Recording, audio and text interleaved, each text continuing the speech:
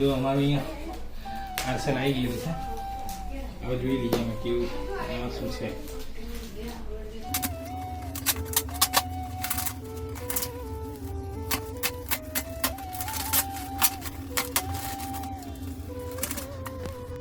અહીંયા બિલ છે.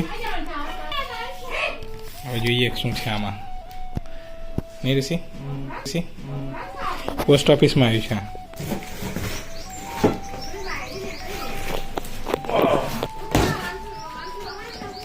અહીં હું પૂછવા જેલો પણ અહીં તો ઓકે ઓકે 15,000 20,000 22,000 ગાડી તો કાઢવા પડે ને. આ ઓઇલ આવેલું સાથે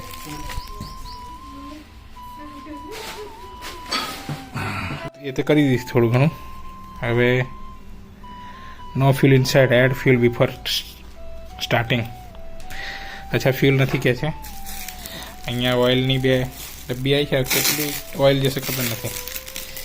ખોલીને જોઈ લઈએ એક્ઝેક્ટ કઈ રીતનું છે ને કેટલું એ થશે. નહીં જય માતાજી બધાને. તો અમે ઋષિને બંને જણ આવી ગયા છે ખેતરમાં અને આપણું મશીન લગાડી છે. હવે પાણી ભરીએ છીએ અમે બંને જણ અહીંયા ઉપરથી. આ ફર્સ્ટ ટાઈમ ટ્રાયલ મારીએ છીએ કેવી રીતે થાય છે. નહીં ઋષિ? અહીંયાથી પાણી ભરીએ છીએ. હજુ આ ફૂટવાલ થોડો કાપવાનો છે પણ ટીપુને લોકો ચપ્પુ લઈને આ પછી પાણી છેક ત્યાં લઈ જવાનું છે. પાઇપ થોડીક ટૂંકી પડેલી છે પણ આ ઘરેથી લઈ લઈશું થોડીક. પેટ્રોલ અમે લઈને આવ્યા છે. અહીંયા પેટ્રોલ 500 જેવું છે અને આ 1.5 લીટર જેવું છે. અહીંયા હાથે લઈને આવેલા છે એટલે પછી નાખી દઈશું. આ ટીકુને અમે રાહ જોઈએ પછી આવે એટલે અહીંયાથી પાઇપ કટ કરવી પડશે. આ પાઇપ અહીં લગાડવાની છે. આટલો ટુકડો જે હશે તે બહારની સાઈડ રાખશું પાઇપ ફિટ કરવા માટે. આ 1 લીટર છે, બીજું 500.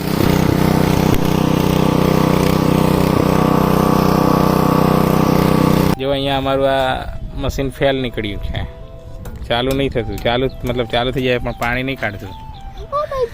અમે અહીંયા અંશુ પણ આવીને બેઠા છે. ઋષિ પણ થાકી ગયા. નહીં ઋષિ? પાણી તો કાઢતું નથી.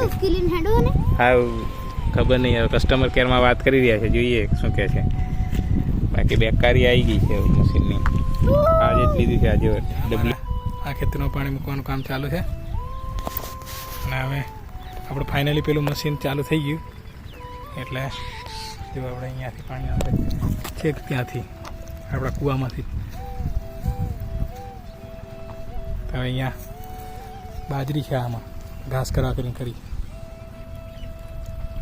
જો અહીંયા ટીકું છે, અહીંયા હું છું અને આ બગલા છે.